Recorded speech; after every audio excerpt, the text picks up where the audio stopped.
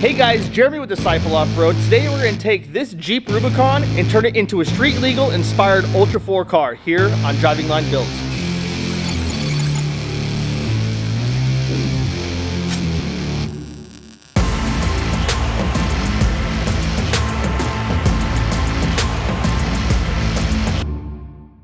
For this build, we're going to be starting with the Jeep JK Rubicon. Right now it's sitting on stock axles, a bolt-on coilover kit, a short arm, and your basic armor, bumper, and rock sliders. Though the Jeep has done great for us over the last couple of years and really has gone everywhere we want to go with it, but it's finally time to get some real upgrades and beef up the Jeep so we can really wheel it the way we want to. So I really wanted to build this Jeep to kind of fit my wheeling style and how I enjoy wheeling. And that was kind of inspired by an Ultra4 car where you can go fast in the desert, bomb through the big whoops, and also do really well in the rocks crawling. To build this Jeep up, we're gonna have to beef up the axles. We're gonna be using some Dynatrac XD60 axles that are 72.5 wide and running ARB lockers front and rear. For the suspension, it only makes sense to run a set of King coilovers and triple bypass shocks that are really gonna help soak up all the big whoops and help us go really fast in the desert. We are going to be running a set of KMC grenade crawls paired up with a set of 40-inch Nitto trail grapplers.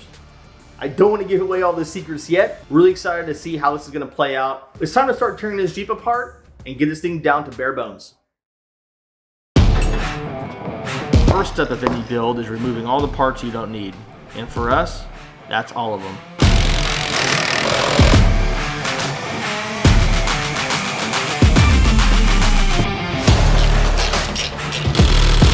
Once we get this body armor off, we can really start getting everything cleaned up, get that stuff out of the way. The rear corner armor is gonna have to get trimmed up a lot for the up travel in the 40s. So it was better to take the stuff off now so we can clearance everything, trim the actual body, and then when we do final assembly, put the armor back on, then we can do the final trim on the armor, make sure everything's fitting nicely. Are they all gonna come out? I think so. Start taking them out. The part I've been dreading the most is taking out bolts from the nutserts. These things have been installed for a very, very long time. Not that one. So far on each side, we only have one bolt that's giving us a tussle, so it's not too bad considering we probably have possibly 60 or so. So 2 out of 60, can't beat that. Chad's gonna be welding up a bunch of holes. Thanks, Chad. Since our Jeep already has rock sliders welded onto the frame, the new brackets, they have to go where they are welded. We're gonna have to address that now and start off with just cutting these things off and kind of start fresh. Now it's about time that we can get this thing up in the air, get everything out from underneath it, and see what we got to work with.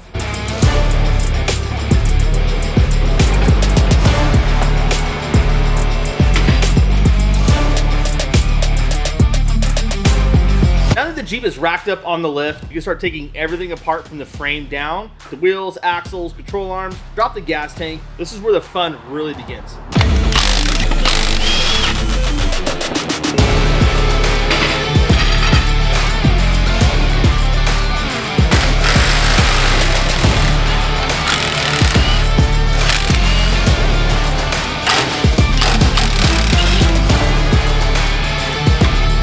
I'm really excited to get all these axles and everything off of here, start prepping the frame. It's gonna come together really nice. You want to just take them up off the chassis and then leave them on the axle, the links? Just take them off from up there. Loosen them and we'll leave the bolts in there. So everything's kind of loose, ready to be pulled apart. And we can probably do the same thing with the coilovers on the lowers. Get everything kind of situated where it's ready to come off, and then that when we set it on the jack stands, we can just pop the bolts out and leave them apart. Yes, sir. Oh, it needed extension. John Longo.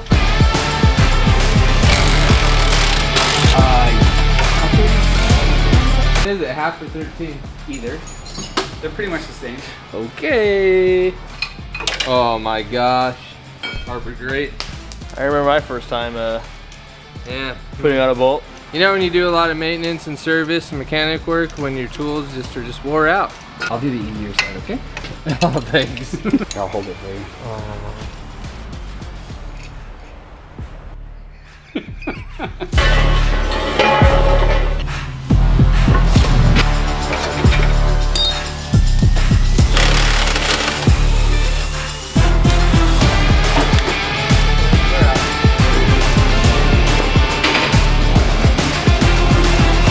axles out. Now we gotta take off the rest of the little miscellaneous things like the shocks and track bar, and that's pretty much it. For now, we're gonna remove all the axles, sway bar links, all the shocks, control arms, and basically get it down to bare frame. Okay. Sound good? Cool. All coming off. Everything. All the above. I have 5 minutes of me working on a cotter pit. In order to free up the axle from the Jeep, we have to remove the calipers, control arms, shocks, track bar, drag link, and the front drive shaft. So truth be told, I knew I needed to put some exhaust spacers in here for the longest time. I just haven't done it, so. The plumber always has the most leaks in his house. I work on everybody else's Jeeps of my own, so.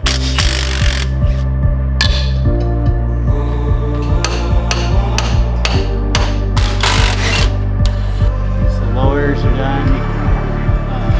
Uppers.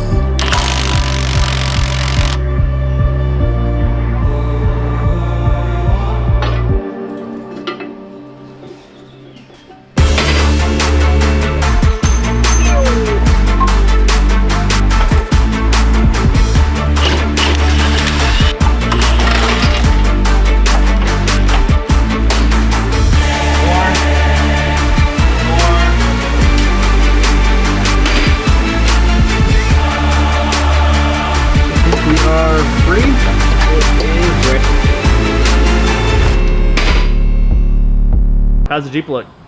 Pretty rusty. Does it need some work? Yes. What are the best tires?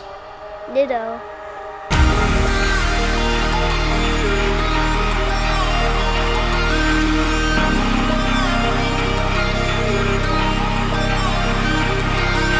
It's great to finally have the prep done on the JK, removing the axle, suspension, and all that good stuff. Stay tuned for part 2 as we start cutting off all the brackets from the chassis and prep everything for the new suspension.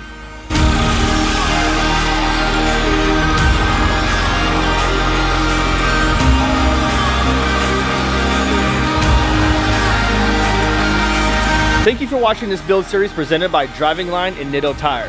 If you like this video, make sure to hit that like button, subscribe to Driving Line's channel, and hit that notification button. Till then, keep on building, and we'll see you next time.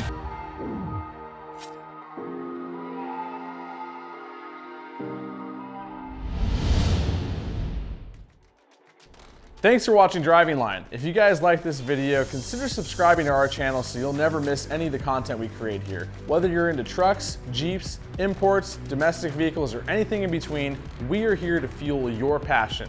So hit that subscribe button and we'll see you guys next time.